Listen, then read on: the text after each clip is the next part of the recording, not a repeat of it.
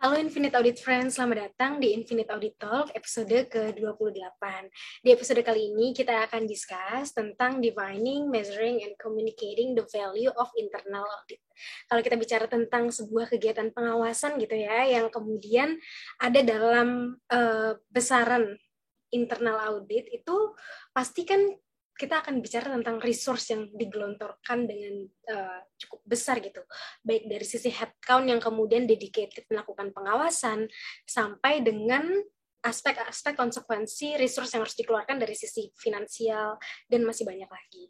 Nah, tapi dari resource yang udah dikeluarkan itu sebenarnya seberapa besar sih efeknya dirasakan gitu, kemanfaatannya didapatkan dan kemudian benar-benar dinilai ada gitu oleh manajemen. Nah, di episode kali ini kita akan coba kupas dan kita akan coba capture dari apa yang sudah ditulis oleh IIA Global dalam Internal Audit Function tahun 2020.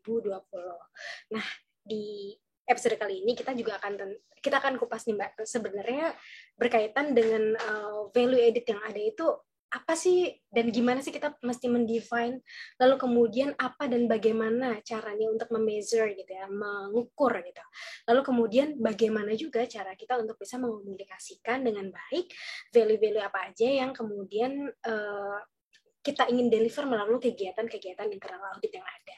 Oke, first thing first, langsung aja kita langsung masuk tentang kenapa. Kenapa sih kalau kita perlu untuk men-set up gitu, mendefine gitu value added dari kegiatan internal audit yang akan kita laksanakan. Oke, thank you pertanyaannya. Halo Infinite Friends, kita kembali lagi nih di Infinite Audit Talks. Sekarang sudah episode ke-28 dan kita akan bahas tentang sebuah hal yang sangat kayak sakral gitu ya buat internal audit, yaitu value added gitu. Jadi sebenarnya kalau berdasarkan definisi sendiri, internal audit itu kan adalah sebuah fungsi yang melakukan kegiatan assurance atau consulting yang bertujuan memberikan nilai tambah bagi organisasi. Nah, nilai tambah ini menjadi kata kunci yang sangat penting buat internal audit gitu ya, karena kita keberadaannya gitu ya, itu disahkan gitu, seolah-olah gitu ya, ketika kita sudah bisa memberikan nilai tambah sebagai memang tujuan kita ada gitu. Nah, masalahnya gitu ya, berdasarkan riset Deloitte di tahun 2018, dinyatakan bahwa sekitar hanya 40% dari seorang stakeholders gitu ya, 40% dari stakeholders itu percaya bahwa internal audit itu beneran memberikan nilai tambah atau memberikan, menarik ya, menarik banget. Kecil banget gitu angkanya. Kecil banget, dan hanya 46% diantaranya yang aware dengan pelayanan yang dilakukan oleh internal audit. Itu kan sangat sedikit, artinya lebih dari setengah itu tidak sadar gitu, apa sih sebenarnya dilakukan oleh internal audit. Apa gitu. Sebenarnya manfaatnya gitu ya. Apa manfaatnya, jangankan apa manfaatnya, bahkan keberadaannya aja tuh kayak nggak terasa gitu ya. Seolah-olah internal audit ini berada di sebuah organisasi hanya sebagai aksesoris, pajangan, atau sudah karena ada kewajiban gitu ya. Beberapa industri kan mewajibkan adanya internal audit gitu. Dan jadi ini risetnya juga baru ya. Dan itu baru gitu, bukan lama banget. Berarti kan ini artinya baru-baru ini juga gitu ya, fungsi internal audit itu sebenarnya kayak dipertanyakan fungsinya, dipertanyakan juga apakah beneran bisa memberikan nilai tambah bagi organisasi. Itu kenapa first thing first kita akan melakukan pendefinisian value apa sih yang bisa kita berikan buat organisasi gitu. Nah, untuk melakukan hal ini, biasanya kita cari dulu, kita gali siapa aja sih stakeholders kita, mulai dari misalnya komisaris atau pemegang saham, kalau buat sektor publik bisa jadi masyarakat gitu ya. Nah, di situ dengan mendefinisikan siapa stakeholders kita akhirnya tahu apa sih interest mereka terhadap organisasi, dan di situ kita bisa tahu nih bagaimana kita mengiringi organisasi mencapai tujuan tersebut. Nah, setelah pertama kita sudah mendefinisikan apa value yang bisa kita berikan buat organisasi, selanjutnya kita akan melakukan pengukuran. Nah, kita mau tanya dulu nih, sebenarnya menurut Bunga, kenapa sih kita tetap harus melakukan pengukuran terhadap nilai tambah yang bisa kita berikan ke organisasi? Oke. Pertanyaannya menarik dan bahkan bisa aku jawab dengan sebuah pertanyaan lagi gitu. Gimana caranya kita bisa tahu kita udah memberikan value added atau belum kalau kita nggak ngukur gitu ya. Sebenarnya apakah kita nih keberadaannya bermanfaat atau enggak dan segala macam. Dan tidak hanya pengukuran yang dilaksanakan 1-2 kali gitu. Pengukuran ini tuh bahkan juga harus dilaksanakan secara periodikal sehingga bisa jelas gitu ya. Terlihat apa sih sebetulnya yang organisasi rasakan gitu, yang organisasi lihat gitu dari apa yang kemudian sudah dilaksanakan oleh unit internal audit gitu, entah itu inspektorat jenderal kalau di sektor publik atau inspektorat daerah, atau bahkan unit-unit internal audit di di sektor-sektor private gitu. Nah, ada beberapa hal yang juga perlu untuk bisa diperhatikan dan diperdalam gitu untuk bisa achieve high level of value added gitu ya di organisasi. Yang pertama, bagaimana sih sebenarnya kita mengclarify the expected added value with the key stakeholders.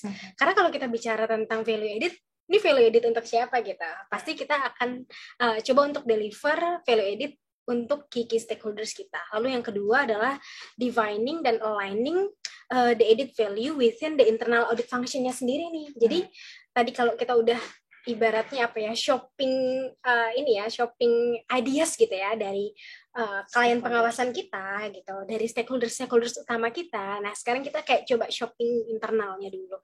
Gimana sih sebenarnya kita tadi mendefine dan juga mengalignkan gitu dengan resources yang ada, dengan kapasitas yang kita punya, sehingga nantinya bisa ketemu gitu ya, apa yang diinginkan di luar dan apa yang kita punya gitu. Jangan sampai senjata yang udah kita punya ternyata tidak tepat untuk bisa nembak lawan yang mungkin nggak bisa pakai senjata itu gitu. Nah, itu rasanya penting banget untuk bisa digarisbawahi. Lalu kemudian yang ketiga adalah bagaimana kita mencoba untuk membuat penggaris nih ya, transparent measurement yang kemudian nanti bisa kita sampaikan tidak hanya kepada internal tapi juga kepada stakeholders utama dan juga klien pengawasan kita, sehingga kita kalau bahasa gaulnya gitu ya fair-fairan gitu. Ini clear nih indikatorku penggarisku nih ini nih gini. Jadi kita tidak hanya melakukan pengukuran gitu ya, kan audit itu kita kita melakukan compliance dan segala macam kepada orang luar, tapi kayak indikator-indikator keberhasilan kita sebesar apa kita bisa mendeliver value gitu ya, itu juga clear gitu. Lalu kemudian yang terakhir juga bagaimana kita bisa mengkomunikasikan the added value tadi inside and outside the internal audit function, itu clear banget sih. Nah, tadi kita udah bicara tentang measuring-nya nih. Sekarang aku pengen tanya, kenapa sih kok kita perlu juga untuk mengkomunikasikan? Tadi kan udah disampaikan ya Mbak ya, kita ini ternyata harus mengkomunikasikan ini inside and outside kita. Tapi kenapa sih kok kita harus melakukan hal tersebut, biar apa gitu? Oke, thank you. Nah, sesuai tadi setelah kita ngelakuin identifikasi stakeholders utama siapa, terus kita juga bisa melihat interest mereka apa, terus kita juga jadi tahu kan alat ukur yang tepat, matriks yang tepat yang bisa digunakan untuk menentukan bagaimana kita bisa ngasih value added dan ukurannya seperti apa, itu sudah ditentukan. Tahap selanjutnya adalah tentu mengkomunikasikan. Ini kenapa jadi penting banget? Karena percuma juga tadi kita udah melakukan kegiatan macam-macam termasuk pengukuran gitu ya, Bunga. Kita udah punya alat ukur, kita udah bisa membuktikan nih dengan pengukuran bahwa kita memberikan nilai tambah, terus ternyata kita tidak memberitahu, mengabarkannya gitu. Mengabarkannya kepada stakeholders utama kita khususnya gitu. Jadi itulah kenapa perlu dilakukan komunikasi periodik gitu ya terhadap stakeholders kita, khususnya misalnya senior management atau board gitu ya, atau audit committee misalnya, bagaimana sebenarnya yang sudah kita lakukan dan apa nilai tambah yang sudah kita lakukan gitu. Jadi akhirnya tidak sekedar tadi mereka cuma menghabiskan anggaran doang gitu, tapi beneran kita kasih tahu bahwa ini loh sepanjang tahun ini kita sudah melakukan apa saja dan perbaikan apa saja yang sudah kita rekomendasikan dan dampaknya seperti apa. Jadi akhirnya tercipta kesadaran bahwa ternyata bermanfaat banget gitu ya.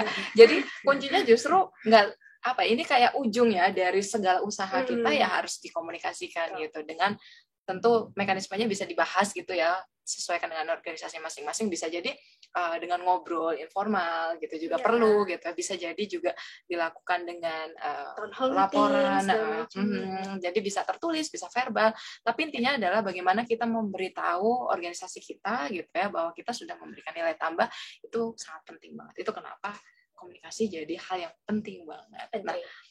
Nah, selanjutnya kita akan, setelah kita tahu why-nya gitu, kita pengen nih, kita balik ya sekarang. Sekarang Bunga yang definisi, saya yang bagian measurement. Oke. Oke. Kita balik ya. Ini how-nya bagaimana. Nah, bagaimana sih kita sebenarnya mendefinisikan nilai-nilai yang bisa diberikan oleh internal audit gitu. Bagaimana kita mendefine gitu ya.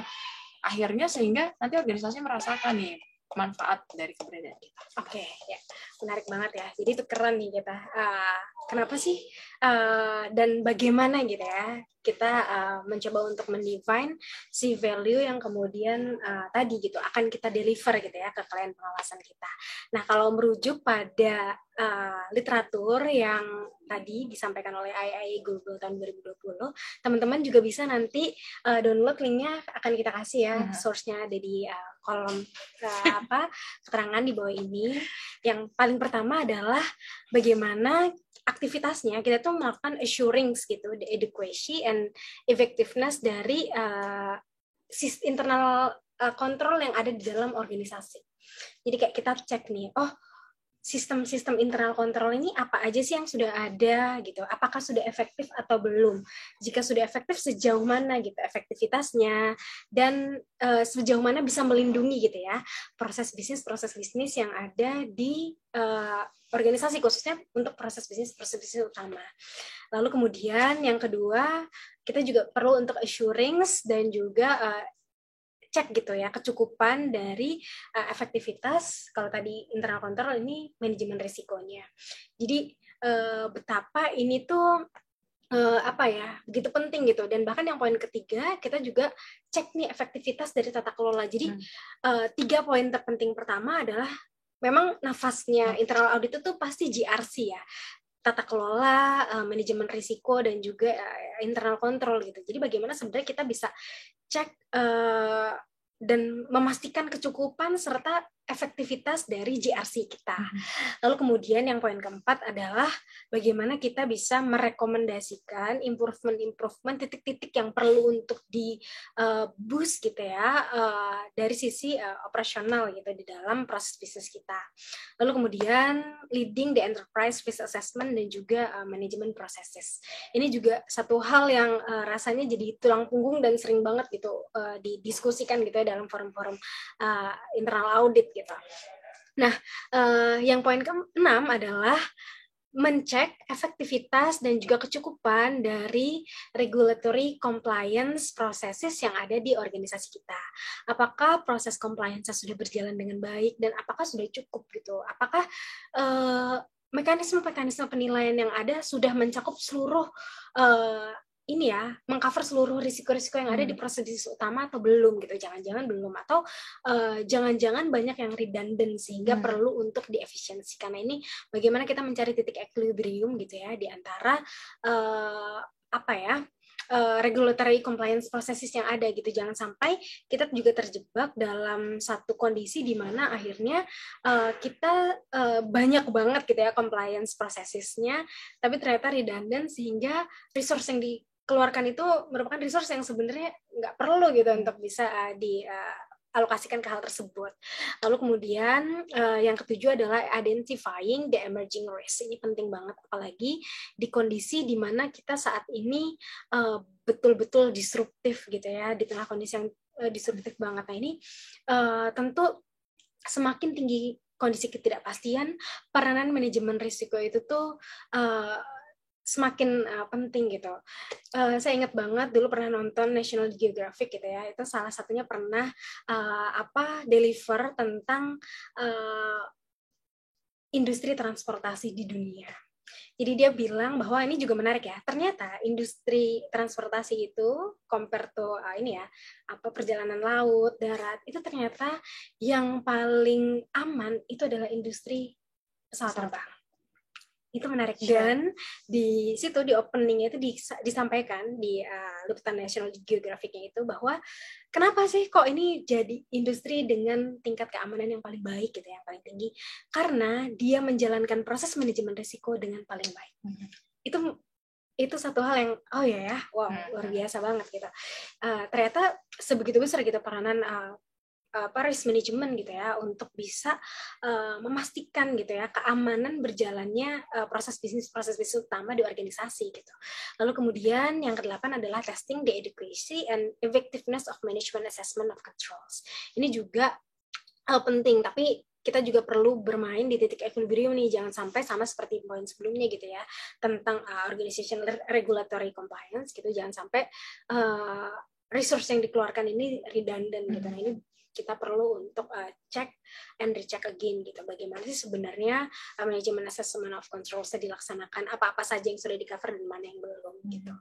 Lalu kemudian yang poin 9, 10 dan 11 ini informing and advising the board of audit committee, 9, 10 senior management, dan juga 11 itu advising management. Jadi bagaimana sih kita menginform gitu dan mengadvise gitu senior management, kemudian audit committee dan juga advising management, ini tuh menjadi satu hal yang penting, karena diakui atau tidak mereka ini sebetulnya key stakeholders kita juga gitu. Ini mereka ini juga sebenarnya adalah subjek-subjek utama gitu yang perlu kita update tidak hanya secara berkala gitu, tapi juga berkelanjutan gitu ya. Jadi menempel gitu prosesnya. Kita melakukan proses bisnis, maka sepanjang itu juga gitu kita melakukan komunikasi secara berkelanjutan, updating gitu ya tentang apa-apa saja yang kemudian kita lakukan, apa-apa saja yang kita coba deliver, apa-apa saja yang kemudian kita coba upayakan gitu. Jadi continuous communication itu menjadi satu hal yang mestinya sudah embedded gitu di dalam proses bisnis kita. Lalu kemudian yang poin ke-12 adalah investigating fraud, 13 mining and analyzing data for management, kemudian 14 assessing fraud risk and deterring fraud, dan 15 supporting external auditors. Jadi itu poin-poin yang rasanya jadi krusial gitu untuk bisa kita lakukan kalau kita bicara tentang kenapa sih kok kita perlu mendefine value gitu ya, apa yang mau kita deliver, atau nilai tambah apa sih sebenarnya yang mau kita kasih gitu ke klien pengawasan kita. So that's all about the define of the value added. Nah, sekarang aku pengen tanya tentang bagaimana sih sebenarnya kita bisa melakukan pengukuran dengan baik gitu dalam hal mencek sebenarnya sejauh mana value added itu udah kita deliver. Thank you. Nah, tadi Bunga udah nyebutin lengkap banget gitu ya. 15 kalau nggak salah, 15 kegiatan yang paling bernilai tambah gitu ya, berdasarkan risetnya IA. Nah, dari situ kita bisa prioritisasi kan sebenarnya yang sesuai dengan kebutuhan organisasi kita, tujuan organisasi kita, dan ketersediaan sumber daya kita seperti apa. Akhirnya kita bisa memilih nih, tadi kegiatan-kegiatan yang paling bisa bernilai tambah, lalu kita lakukan. Nah, pertama tentu setelah kita nentuin semua kegiatan-kegiatan yang akan kita laksanakan, itu akan masuk dalam audit plan kita gitu. Dalam biasanya tahunan ya, kita tentukan bahwa setahun saya melakukan apa saja gitu ya. Nah, pertama banget untuk mengukur bagaimana internal audit bisa mendeliver value, itu tentu selesai dulu deh. Kita tentuin dulu apakah udah selesai sesuai rencana gitu ya. Apakah yang direncanakan tadi misalnya ada berapa pekerjaan gitu, apakah semuanya sudah dilaksanakan sampai selesai gitu. Karena sebelum kita mengukur kualitasnya, kita akan mengukur dulu dong apakah sudah dilaksanakan atau belum. Jangan-jangan kalau belum dilaksanain ya gimana mau deliver value kan gitu. Jadi pertama banget kita akan mengukur gitu ya percentage dari rencana audit yang diselesaikan.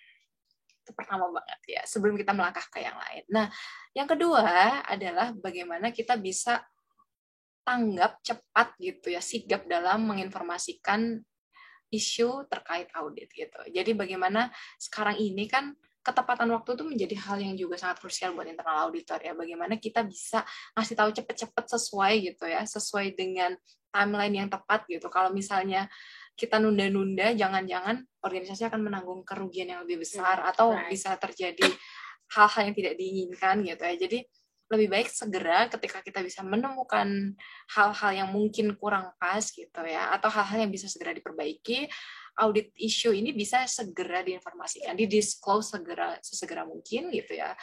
terhadap kepada stakeholders gitu. Dalam hal ini biasanya senior management atau manajemen itu sendiri, atau kalau misalnya sangat krusial gitu bisa langsung ke board.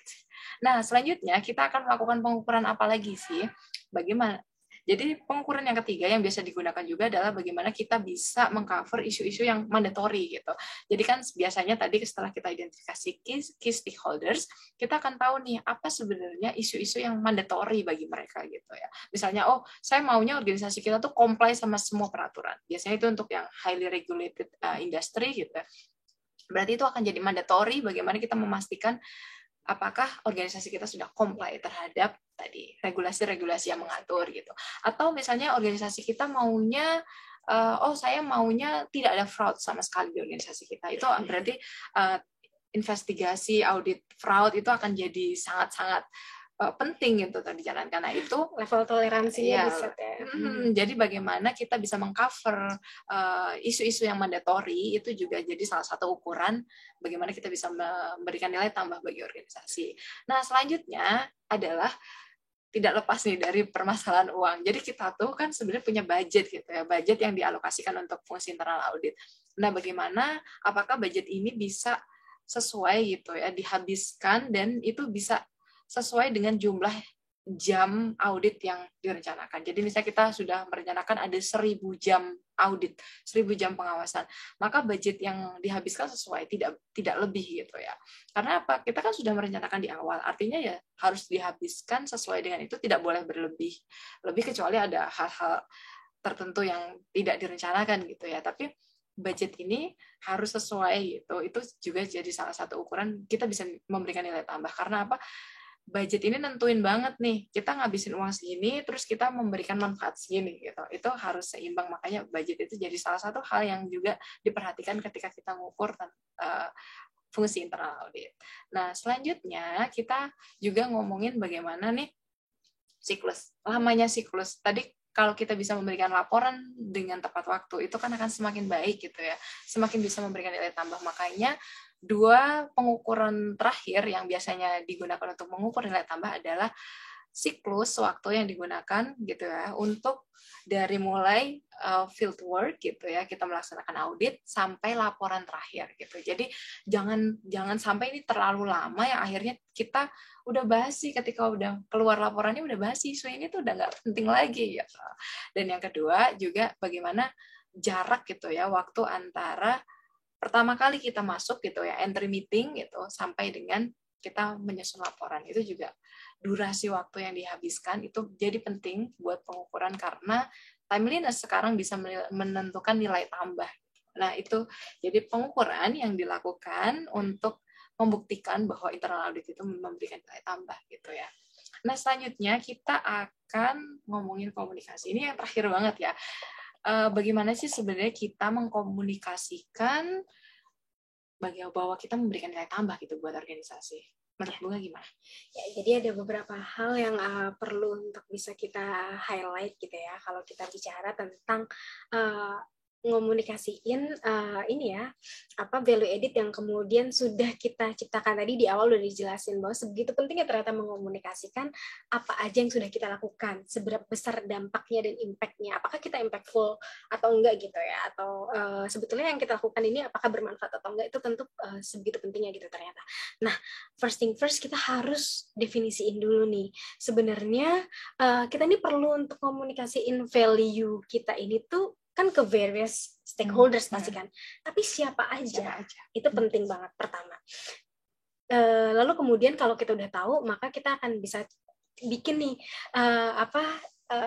kira-kira gimana caranya gitu ya. Entah tadi kita bisa aja set dulu nih, ternyata kita harus komunikasiin ini ke board dulu, lalu kemudian ke pimpinan dari unit internal audit gitu ya, senior management, atau manajemennya sendiri, atau bahkan unit risk manajemennya juga perlu untuk kita informasikan. Kenapa? Karena pasti apa aja yang kita coba capture di dalam pengawasan kita itu pasti akan mengandung ini ya informasi gitu terkait dengan risiko-risiko apa saja sih sebetulnya yang lebih tinggi atau paling tinggi di proses bisnis tertentu. Nah, itu penting banget.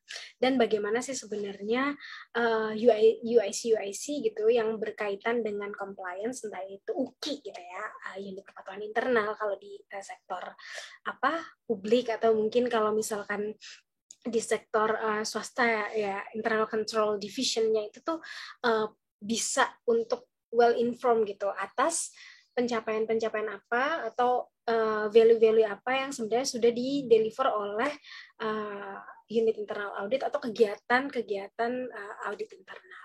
Nah, selanjutnya kalau kita udah tahu kita mau ngomong ke siapa, maka kita coba untuk susun kriteria dari evaluasi ini ya, kerja internal audit kita. Yang pertama, kita mesti lihat nih, sebenarnya apa sih yang perlu kita perhatikan gitu dalam mengomunikasikan hal ini gitu.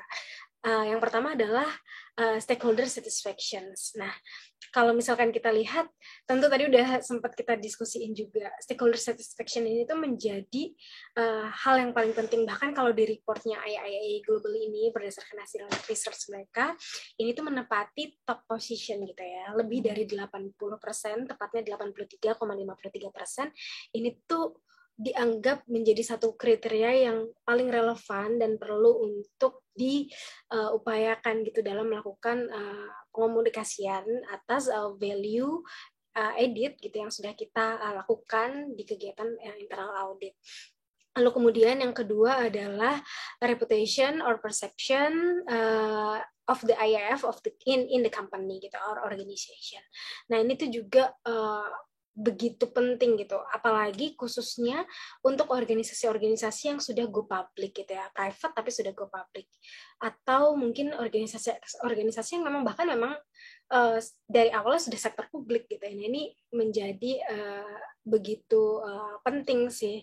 Nah, bagaimana sebenarnya kita men-set gitu tone dalam mengomunikasikan hal tersebut, lalu kemudian bagaimana kita memberitahu sebetulnya ini akan berdampak gitu ya pada persepsi publik atau misalkan pada reputasi sejauh apa, bagaimana, apakah positif atau negatif gitu, atau kira-kira apa yang akan terjadi di masa mendatang gitu. Nah, itu tuh juga begitu penting gitu.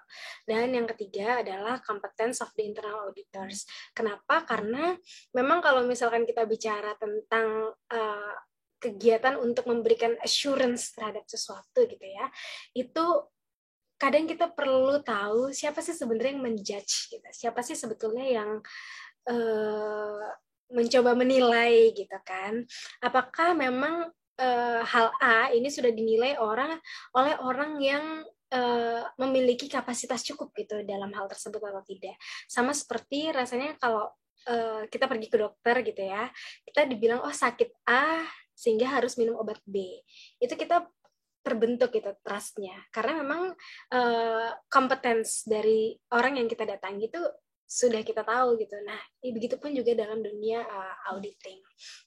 Lalu kemudian yang keempat adalah coverage of high risk areas or objective. Jadi kayak kita juga perlu komunikasikan sebenarnya apakah kegiatan-kegiatan kita itu sudah mengcover gitu ya high risk areas atau belum. Kalau misalkan sudah, seberapa besar, seberapa luas gitu, berapa persen dari total high risk areas yang kita punya yang sudah bisa kita cover. Misalkan dari 10 high risk areas gitu ya, kita ternyata sudah bisa masuk ke dalam 8, which means bagus banget gitu, 8/10 kita sudah bisa coba cover gitu, atau belum, sehingga ini akan membantu top management atau board gitu untuk bisa melihat sebenarnya aku ini bisa rely on ini ya secara full gitu ke hasil-hasil internal audit itu seberapa besar, apakah ini benar-benar sudah semuanya gitu, tingkat keyakinan ini mempengaruhi tingkat keyakinan gitu, atau belum gitu. Bisa jadi ini aman tapi ternyata yang di cover baru 1/10 dari high risk areas gitu. Nah, ini kan berarti harus ada improvement dari kuantitinya gitu, misalkan di tahun depan dan segala macam. Lalu kemudian untuk yang kelima ini adalah stakeholder satisfaction. Nah, dalam hal ini stakeholder satisfaction-nya adalah klien pengawasan kita. atau auditi. Nah, ini juga menjadi krusial gitu, karena kan kita mesti melihat dari dua sisi ya. Kalau tadi kita lihatnya dari ini ya audit komitinya, sekarang kita lihat dari auditinya gitu, sehingga kalau bisa ketemu sih ekspektasi, karena satisfaction itu kan pasti berhubungan sama ekspektasi kita ya, ekspektasi unit atau mungkin audit komite kita terhadap sesuatu gitu. Nah, bagaimana ini kemudian bisa ketemu sehingga level of satisfactory-nya itu bisa kita maintain, bisa kita coba handle. Lalu kemudian yang selanjutnya adalah completion of the audit plan. Seberapa besar, seberapa banyak, berapa dari yang sudah direncanakan. Nah, ini juga penting banget. Kenapa? Karena ini akan menentukan sebenarnya seberapa bermanfaat sih kita gitu ya, sudah hadir dan kira-kira sudah seberapa besar memberikan dampak gitu di seluruh proses bisnis yang ada di dalam organisasi gitu. Misalkan tadinya kalau completion-nya tinggi, of course gitu ya, kemungkinan besar manajemen bisa relay ke hasil pengawasan kita secara total itu jauh lebih mudah gitu, karena kan memang sudah semuanya gitu di cover. Tapi kalau misalkan level of completion-nya itu kecil, nah ini kira-kira strateginya apa? Kalau resource-nya banyak kita bisa maksimalkan, tapi kalau misalkan resource-nya terbatas, maka titik-titik mana yang perlu untuk kita prioritaskan itu menjadi penting gitu untuk bisa diatur strateginya. Lalu ada dua yang terakhir, external quality assessment result. Nah, ini tuh juga penting gitu. Banyak banget ya indikator-indikator gitu yang rasanya bisa kita gunakan untuk bisa mencek gitu dari quality assessment gitu ya, atas kegiatan pengawasan yang kita lakukan, atau bahkan seberapa besar value atau seberapa relevan gitu value edit yang sudah kita berikan kepada klien pengawasan. Nah, ini bisa kita gunakan juga. Lalu kemudian last but not least adalah stakeholder satisfaction dari sisi risk management dan juga compliance. Jadi betapa sebetulnya harusnya ini tuh bisa memberikan dampak yang bagus gitu ya, dampak yang signifikan terhadap proses-proses internal kontrol, sehingga kan kalau misalkan kita bicara tentang proses audit, banyak sekali gitu ya rekomendasi-rekomendasi yang pasti nanti ujungnya adalah peningkatan internal kontrol dari sisi A, penajaman identifikasi risk management dari sisi B, kayak gitu-gitu, karena kan tadi nafasnya GRC gitu ya. Nah, itu bagaimana itu kemudian bisa ada kelihatan gitu peningkatannya. Nah, itu menjadi satu hal yang rasanya krusial banget. So, Infinite Audit Friends, itu mungkin poin terakhir dari podcast kita di kesempatan hari ini. Kita benar-benar enjoy banget untuk diskusiin hal ini gitu ya. Walaupun tadi di openingnya rasanya cukup menggelitik gitu ya. Apakah kita hadir memang sepenting itu dan sebermanfaat itu? Ternyata memang penting dan sebermanfaat itu, tapi bagaimana kemudian kita bisa melakukan pendefinisian yang tepat, men-set ukuran tepat, ukurannya, sampai dengan bagaimana kita bisa mengomunikasikan dengan baik gitu. Jadi terima kasih banyak sudah mengikuti Infinite Audit Talk episode hari ini. Teman-teman bisa banget loh kalau mau diskusi lebih lanjut ya sama kita berkaitan dengan isu-isu di dunia internal audit maupun dalam tataran tata kelola, manajemen risiko, dan juga internal kontrol. Langsung aja bisa reach out di Instagramnya @nur.nuraton atau di @gresika.bunga, atau bisa juga reach us out lewat LinkedIn di Gresika Bunga Silvana atau di Nur Imraton Solehat. Teman-teman, kalau ada sesuatu ideas atau mungkin gagasan atau masukan, just drop your thoughts di kolom komentar di bawah ini. Teman-teman bisa banget, nanti insya Allah akan kita coba highlight gitu ya di episode selanjutnya. Terima kasih banyak, salam sehat selalu, dan semoga teman-teman selalu bahagia. Dadah, assalamualaikum. Dari Blackpink. Bye dari Blackpink.